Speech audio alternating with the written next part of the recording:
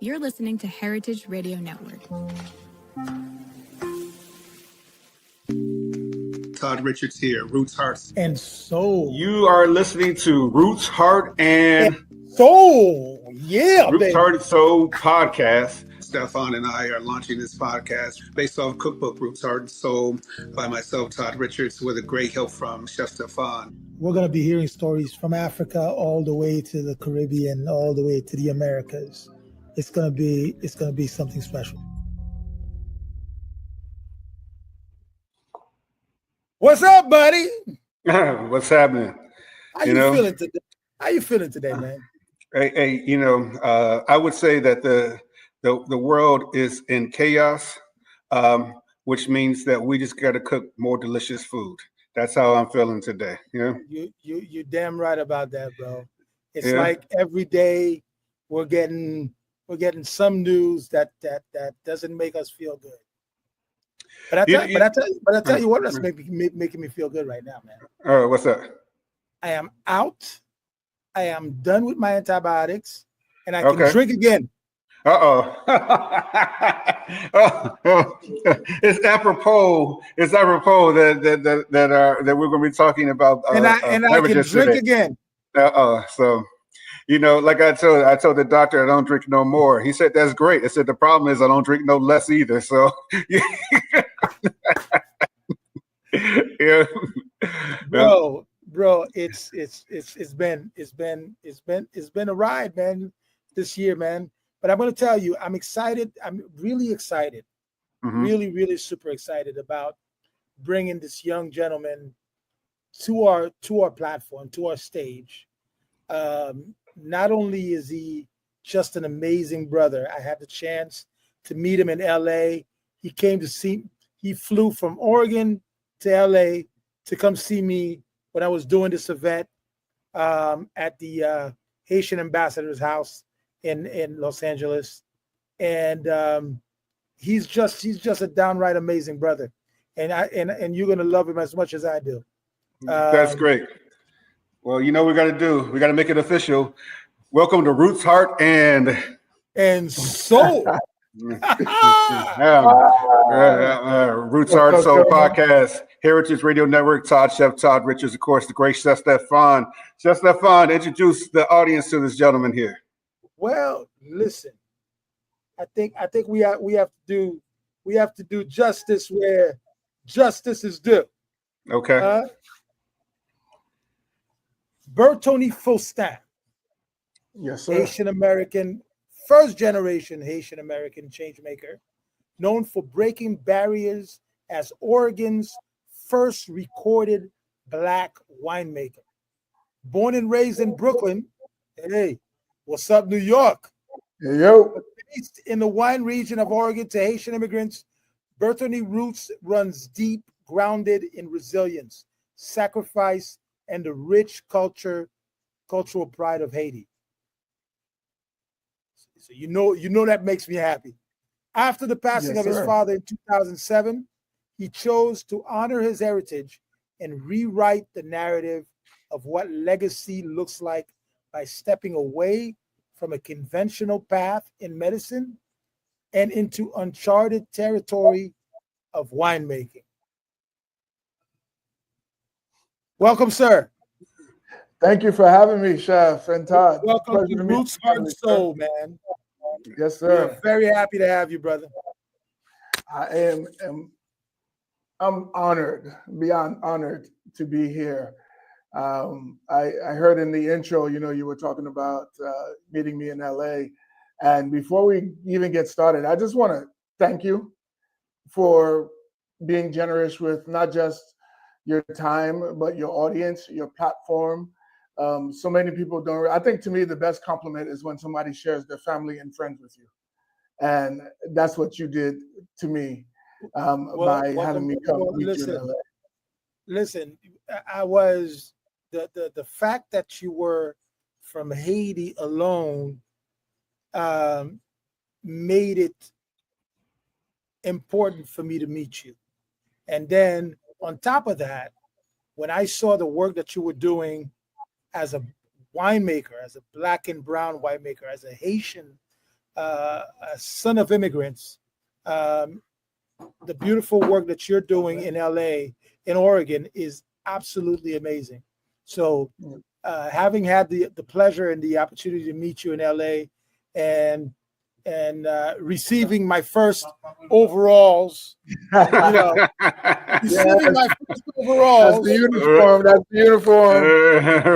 Receiving my first overalls. The only thing that's left for us to do is for me to come to Oregon and cook with you. Yes, sir. But like Todd was saying, we got to bring you to Atlanta and do something with you in Atlanta.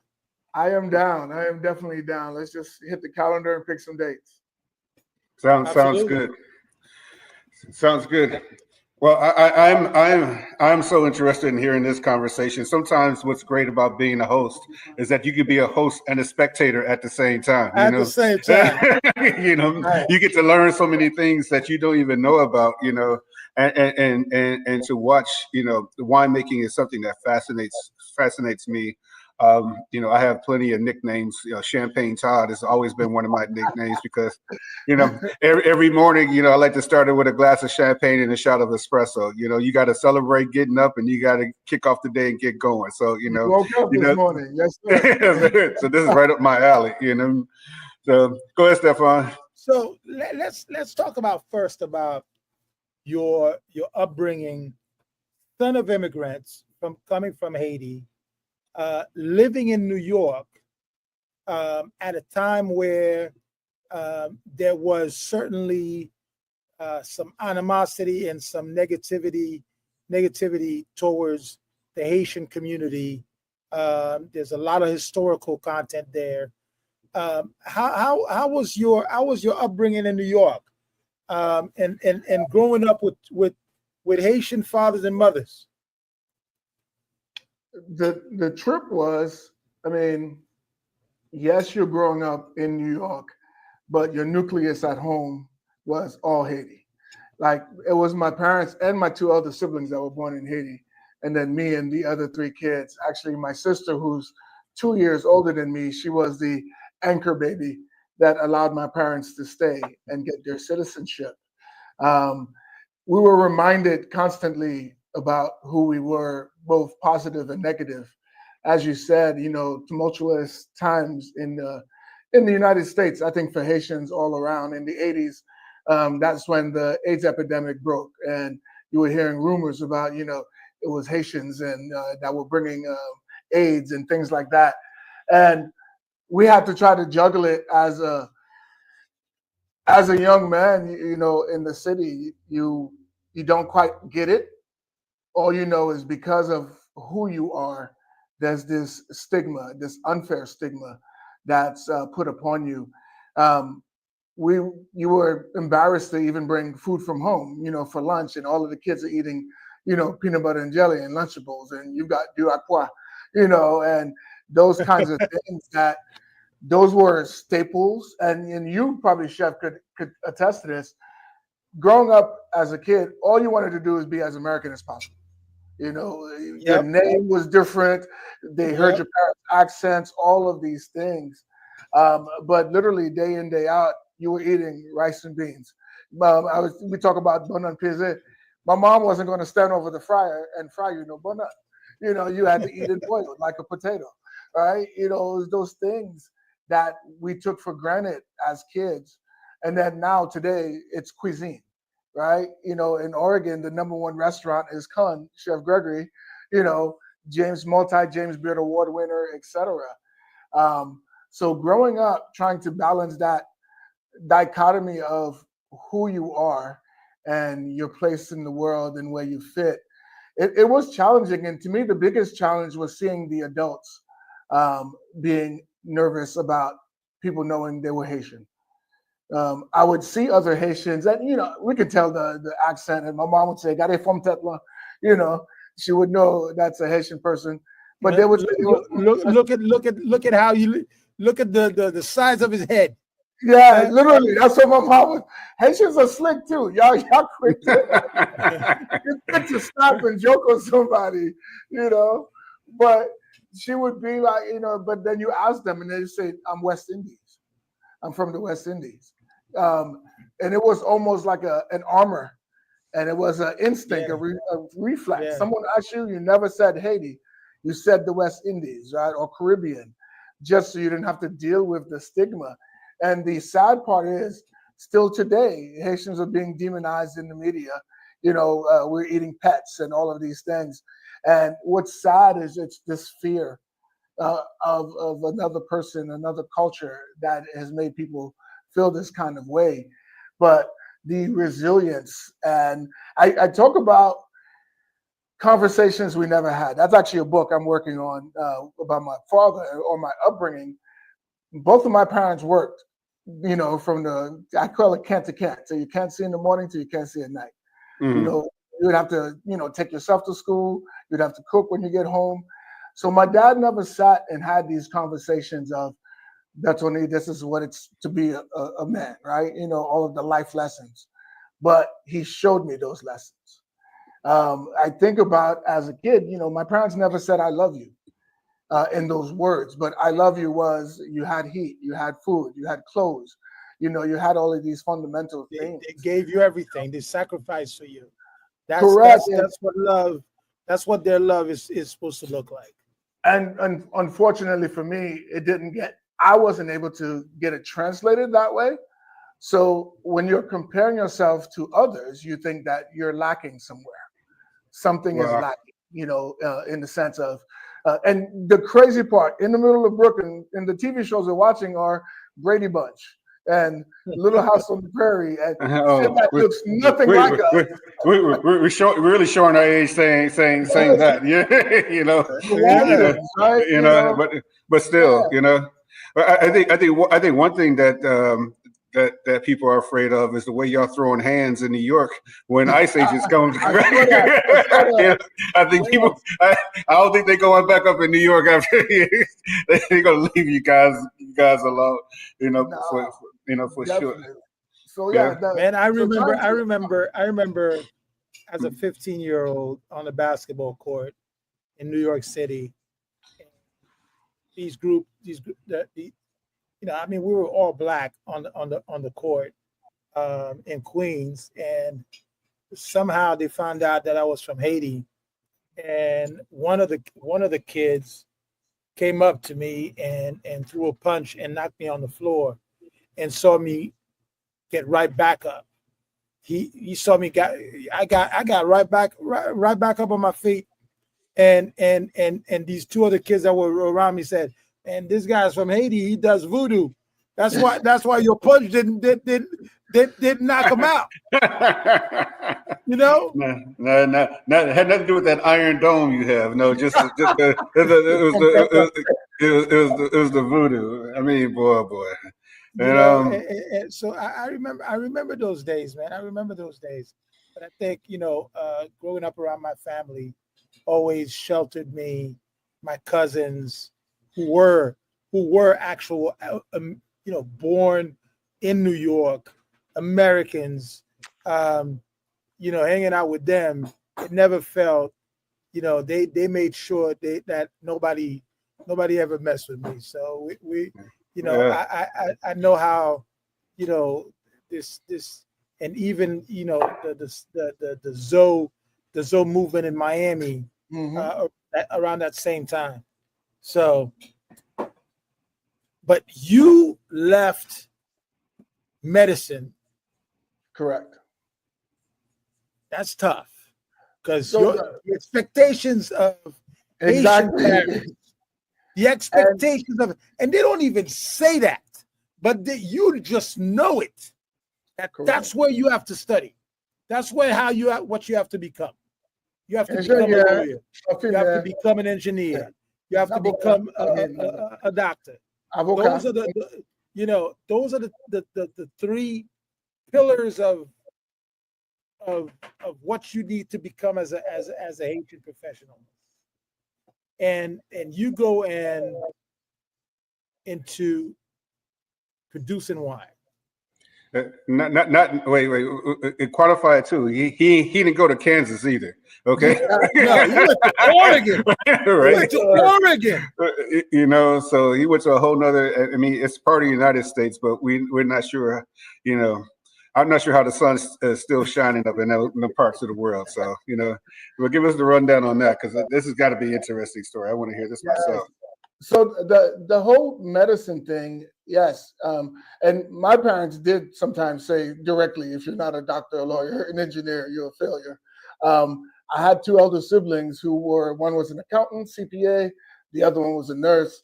So there was always that comparison to my older siblings, you know. So for me, the unfortunate now as an adult is you spent your life chasing a title and the sentiments of you not being enough with who you are. Those were the struggles that I now see as a grown up, having kids of my own and all of those. But the medical field is what actually got me to Oregon. I went to school, Florida and North Carolina. And then in '99, my plan was to go to California. I ended up getting a job at the teaching hospital here. I figured I'd be here for a minute and then work my way down to Cali. But just like every rom-com, I ended up meeting my wife, started a family, and never left.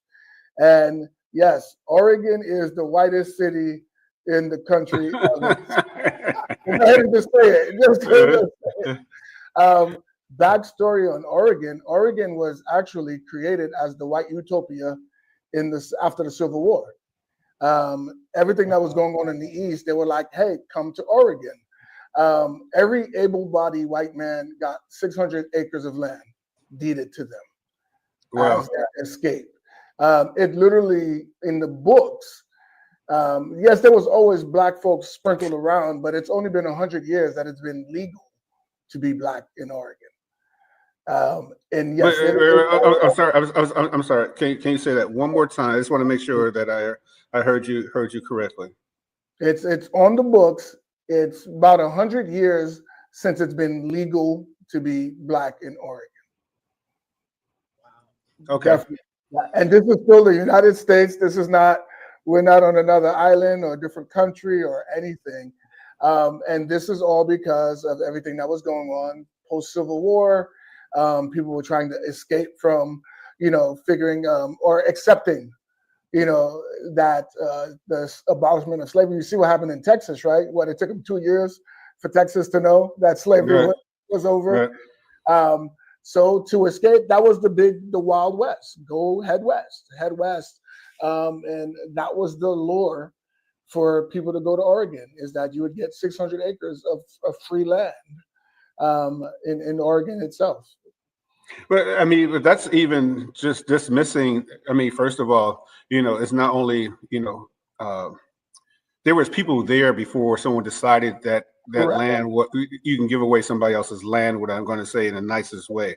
So you take somebody else's land and say, okay, you look like me, talk like me, you can have some land too, and just come up here and get away from all that. It's basically what you're saying in that story of, I mean, it's just crazy. 100 years ago, I mean, hell, we're both, all three of us here are above 50. So, that was only one lifetime ago for us. Yeah, and there are probably still people alive, Right? Yeah. Wow. What a tragedy. Man, oh man. And it's just, to me, what it, again, shows us, and we already know, is the United States, the history of the United States. That's why people don't want to talk about it, right? And people say that there's only racism because we keep repeating it. No, there's racism because there was racism. Right. That's the systemic part about it. Chefs, if you start a recipe and you put an ingredient in the beginning, it's going to be there in the end. Just because you don't tell me it's not there, it's still there.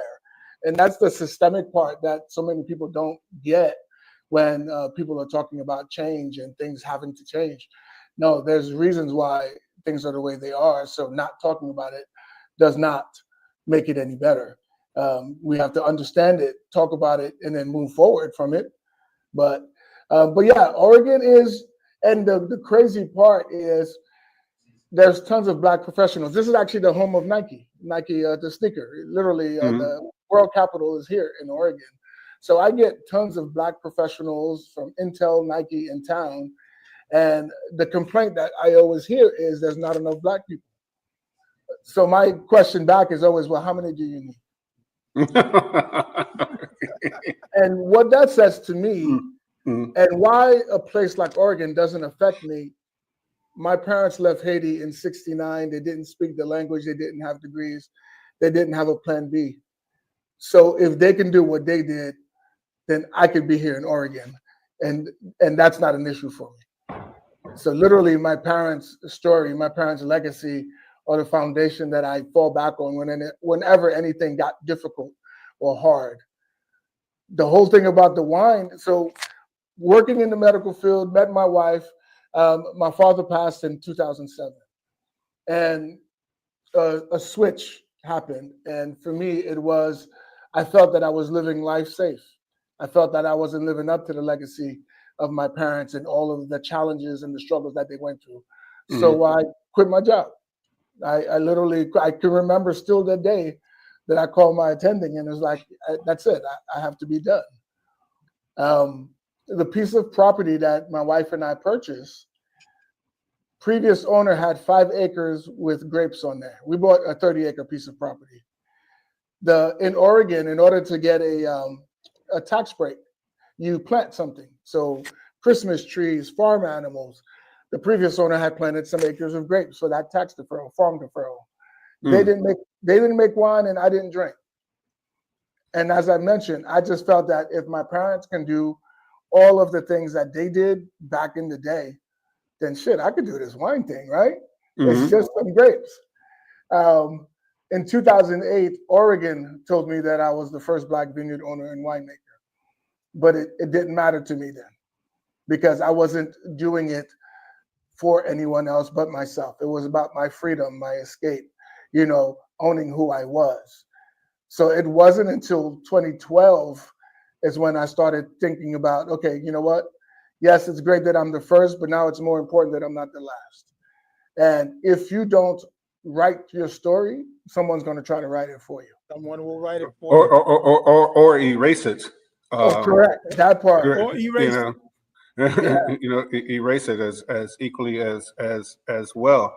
I mean, the compelling thing that when I hear you say that, though, is that when we do things for self, that determination in order to do so carries on a legacy of our parents and great grandparents and their fortitudes in order to survive in this type of environment, but also to be rich, and I'm not necessarily saying rich in monetary value. I'm saying rich in history, rich in love, rich in culture, those things like that.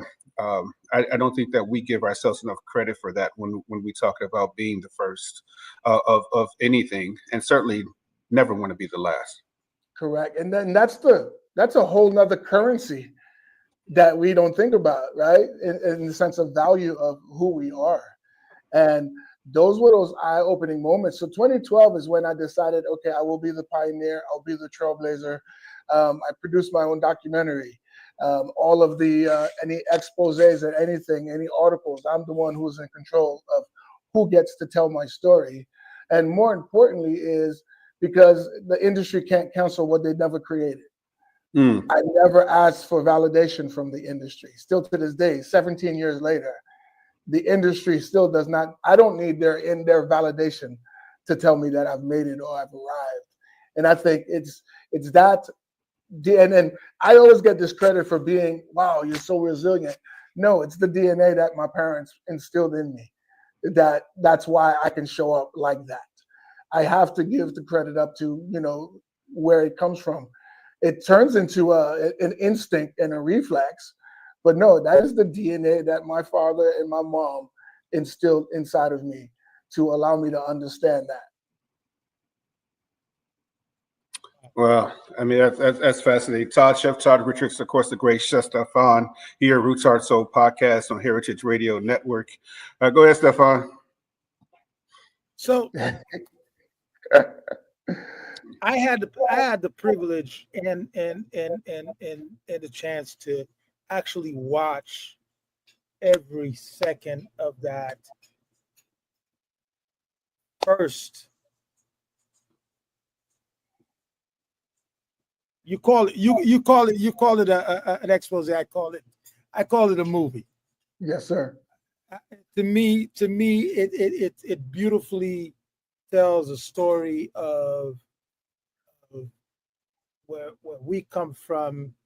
Not only not that you not you're not only owning your background from your parents, but you're also acknowledging and showing respect and love to the background of being a Black African American in this country, and giving love to hip hop, which I so appreciate.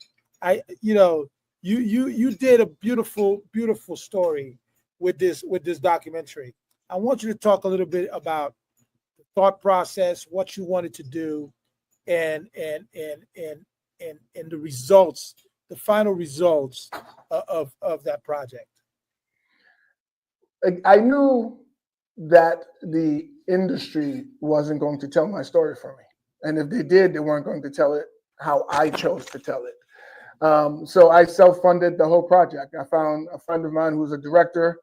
I was like, yo, this is what I want to do. And he was crazy enough to say yes.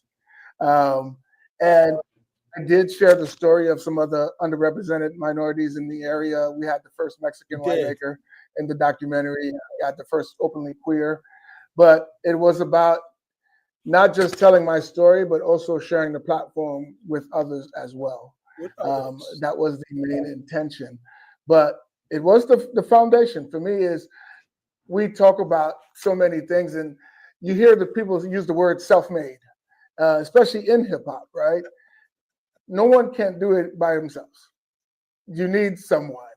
We all want to be used. It's the misuse that we do not want, right? And I'm the one in control of the misuse. So it was about being able to tell my story while sharing the other stories of other folks. I will never be anyone's token, but I will be my token all day, every day, because I get to add the value to it. And more importantly, I think about my kids. Kids don't do what you tell them, they do what you show them.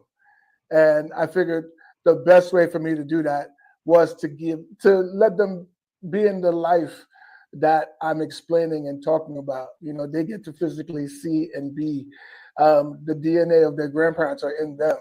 My daughter is named after my mom. You know, all of these things that's why I decided, you know what, I need to go ahead and do this. And I decided to be the pioneer, the trailblazer. So that means, okay, then how do you show up as that? You know? Well, I mean, one thing I want to just, quickly bring into the conversation is about, that you went from one science to another science. And I don't think that people, so a lot of times when it comes to food and beverage, and when we cook or we produce spirits or wine in this case, there's this conversation that we just know the earth so well that a bolt of sunshine went up our ass and we were just gifted with this magical way of but right, and omnipresence, of these things, and I know, a lot of the vernacular like soul food, came out, and they think that's, this esoteric value that we have in order to make this delicious food. But you went from one science to another science, and how did you make that transition between both? The biggest or the easiest way for me to make that transition was humility. Understanding that I didn't need the validation to say I made something. I stayed out of its way. I massaged, I caressed, and that's literally the way I make wine. I'm a very hands-off kind of winemaker. Mother Nature literally is the one who controls everything that I do. The ingredients that I get, these grapes, are going to be a certain way. I can try to coerce it.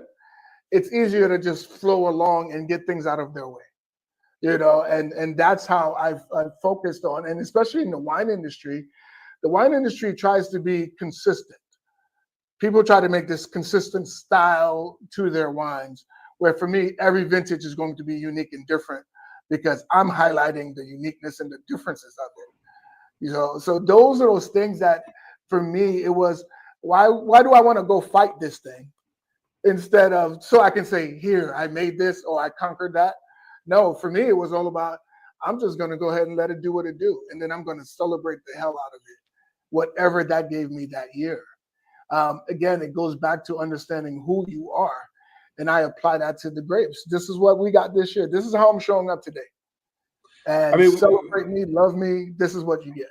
I mean, it certainly, just in my background in hotels, there was this wine fatigue came around when Chardonnay just got to be, every Chardonnay, I don't care what it was super buttery or super oaked, and it was all stylistically, no matter what vintage it was, and you got to have fatigue around that. And what I applaud you on is that each vintage is different. That means like you're looking forward to the next finish the next year. What is he producing? What is he making?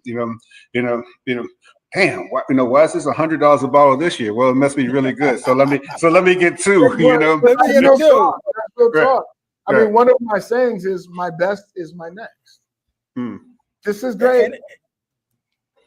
And I'm going to tell you, man,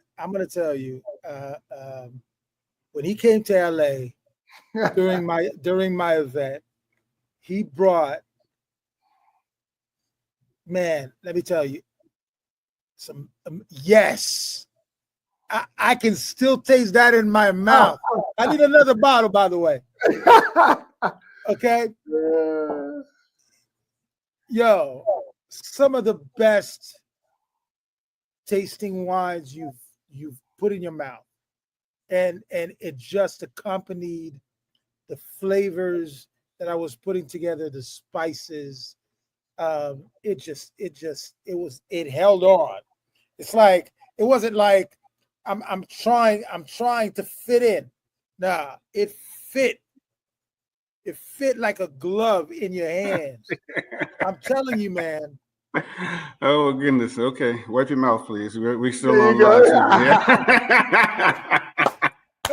live. Hey, I know that's right.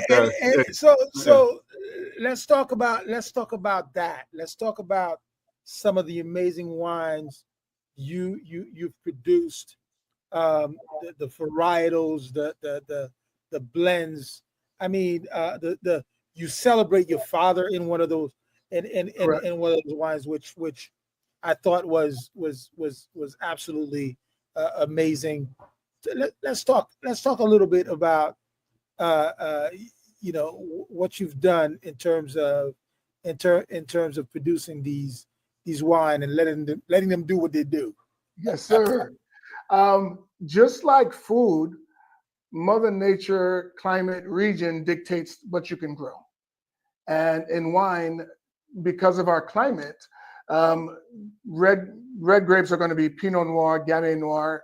I grow 6 different ones. I grow Pinot, Gamay Noir, Chardonnay, Gewürztraminer, Albarino, and Pinot Gris. Because of the climate region, we're supposedly also on the same equatorial plane as Burgundy, France. So that's why we grow those same kind of varietals, the Pinot Noir themselves.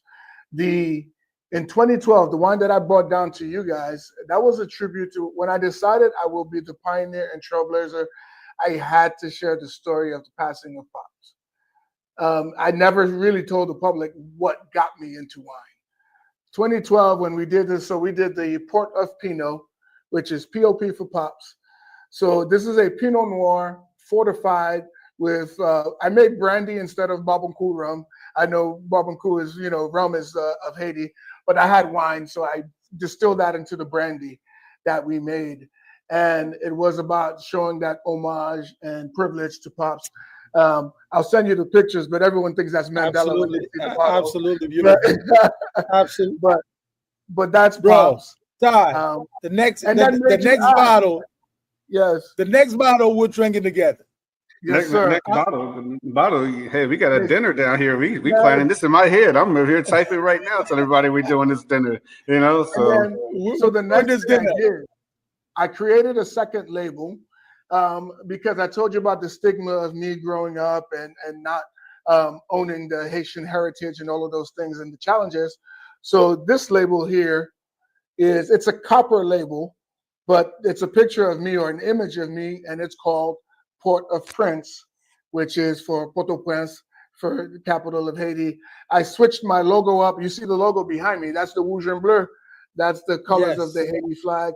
So the whole space has nothing but symbolism about who we are, as a people.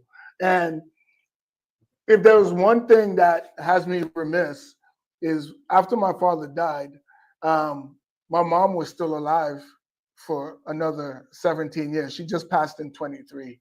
So and she saw your work. She did, but didn't. Again, Haitian families, right? She was like, "What are you doing?" Up there, do there. It didn't. The impact. It didn't resonate. She's still moms, right? She's still moms. Are you safe? Are you okay? What are you doing? And we didn't drink growing up either. So the impact of who I was, and I guess that's what the keeps you real, right? And keeps you humble is when your folks are like, okay, yeah, you make wine, so what? Kind of thing. But we haven't released it yet, but we just did a wine for my mom. This is the new one. Yeah. It's called Coco. My mom's name is Jacqueline Faustin, but she would go by Jaco or Coco. And so that's going to be the newest one that we're releasing. So again, we get to share the story. You walk into my winery, behind the bar, there's a picture of Pops and Coco right behind the bar. And it forces people to ask. And you guys, if you've been to wineries and tasting rooms, they usually like crackers for a palate cleanser. I have Bon Appetit as your palate cleanser. Because again, baby. It makes you ask. And yes, Trader Joe's is the plug on those, right? It's just the plug. Right. But it makes people ask, oh, what are these, banana chips? No, those are plantains. Why? Because of Bertony's heritage. And so we have the conversation. I know you came for wine, but I don't care what you came for. Right. I think as an entrepreneur, it's up to us to teach people how it's your job. It's your job to make sure that you're also teaching. Absolutely. Yes, sir. And it's up to us to teach people how we wish to be consumed as an entrepreneur.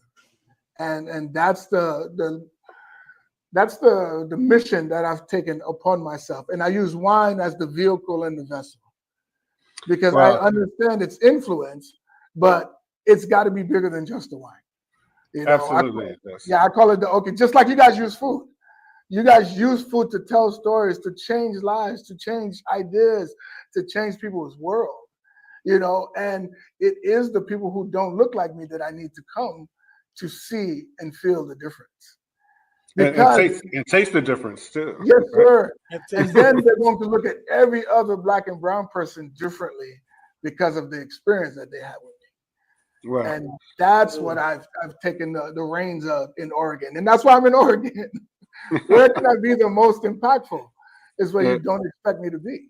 Wow. Unbelievable. Chef Todd Richards, of course, the great Chef Stephan. We have to give a shout out to our one of our podcast mates, Zella Palmer. Zella Palmer on episode 53 of her podcast. She had DJ Soul Sister, a well-renowned DJ out of New Orleans who has blessed the world with her mixes of everything. She's a New Orleans DJ for 30 years, and Zella had on her episode 53, this past one. So, just to, give her a shout out.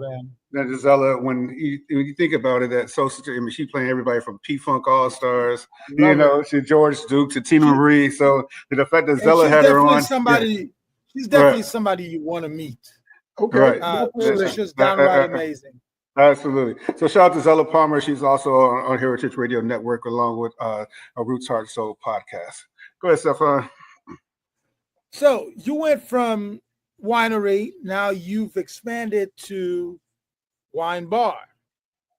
Correct. In Oregon. Correct. How's that going?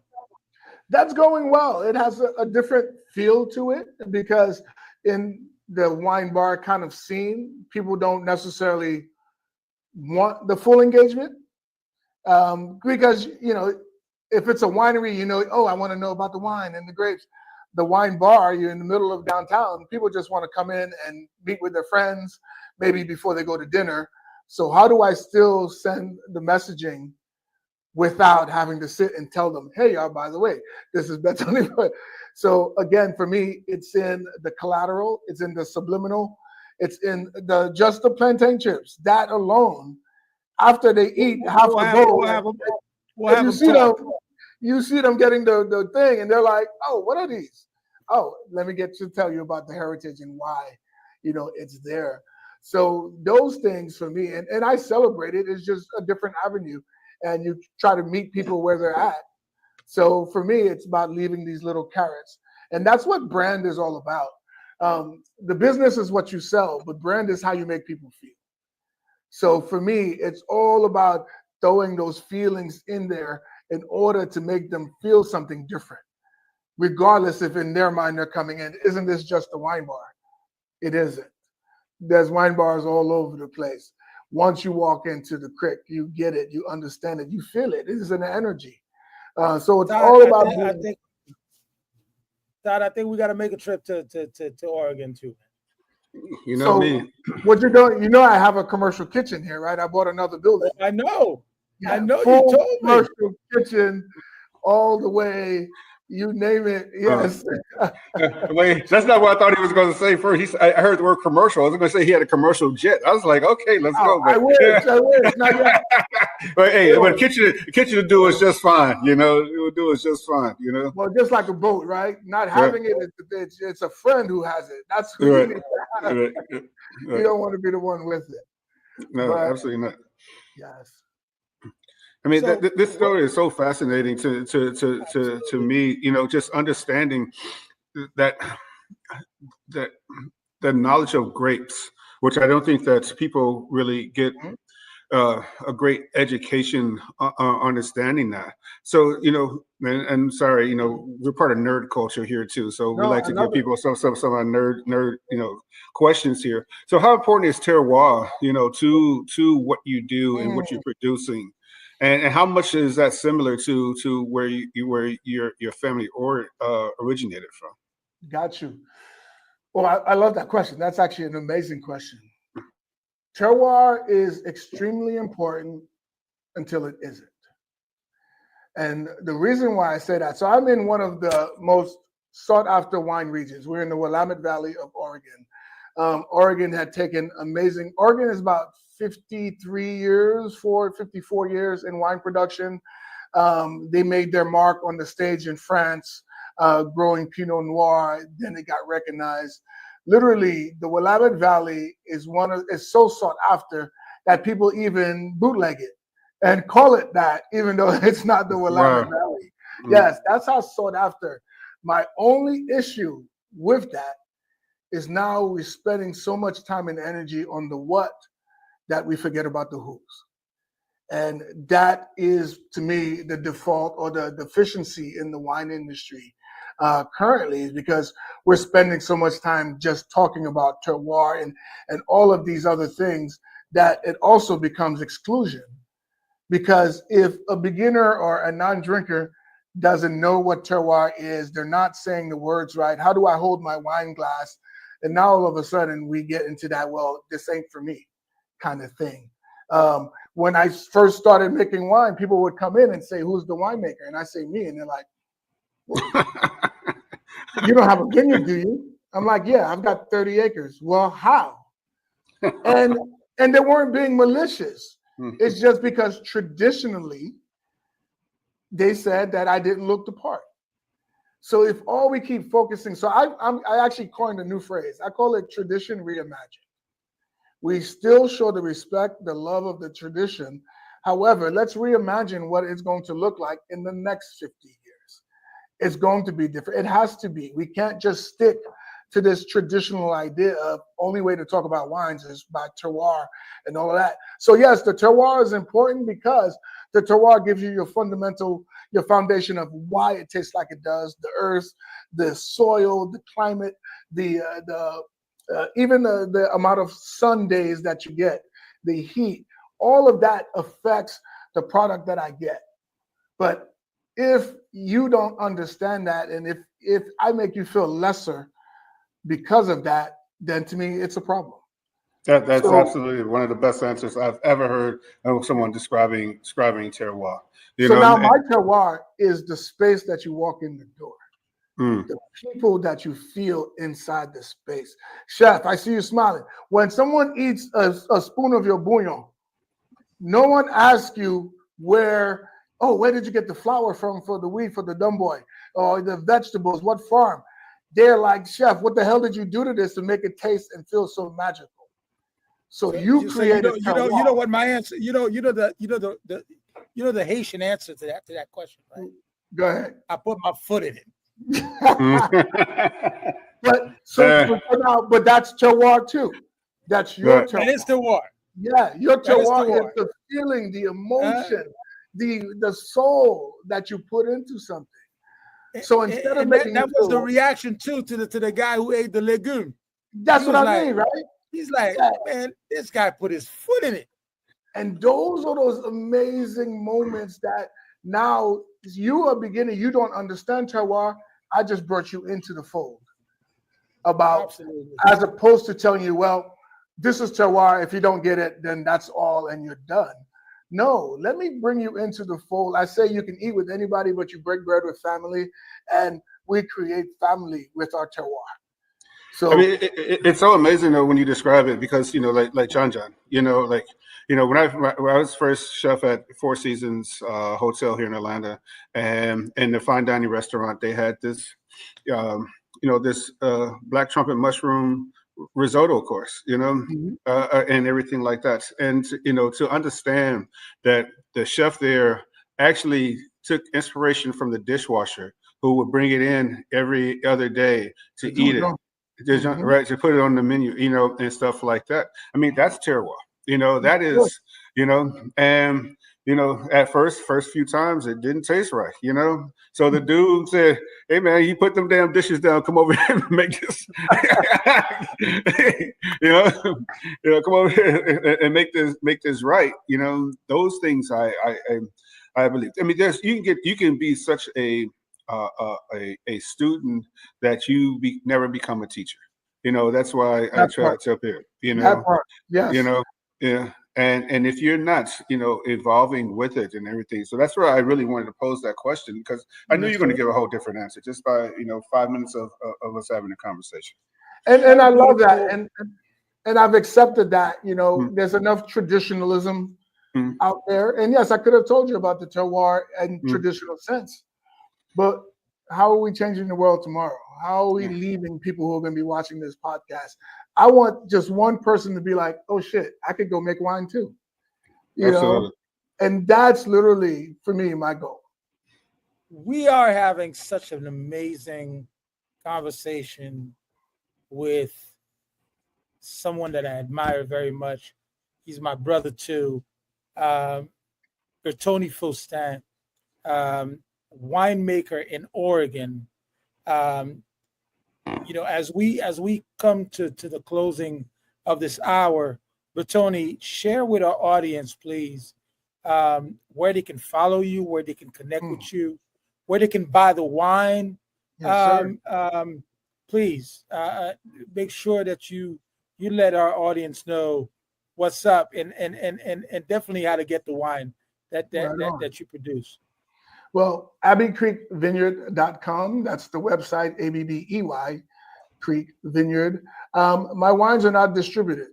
We can sell directly to about 36 different states. And I did that on purpose. No one's going to be able to tell my story the way I can.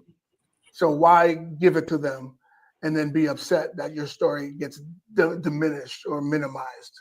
No, I wanted to be intentional about that. So you can get it directly from us from our website. Instagram, it's Abbey Creek Wine. That's the easiest one there to Instagram. And you get to follow, see the stories, the moments, see where we at.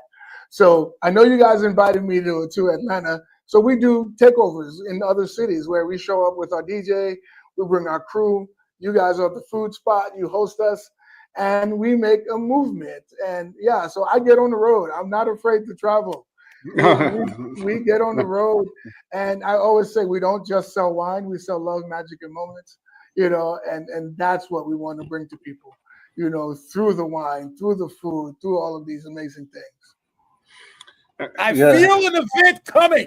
I'm down. It's already signed, sealed, and delivered. You know, Yes, Signed, sir. sealed, and delivered. And you've heard it right here on Root, Heart, and Soul, ladies and gentlemen. And one thing I want to leave you guys with is I made a promise to myself 17 years ago to never let anyone or anything be in control of my fulfillment again. And I didn't say happiness, I said fulfillment. Life is too short to live it unfulfilled. And if we're not being intentional about the people we talk to, share with, share platforms, I think it's remiss.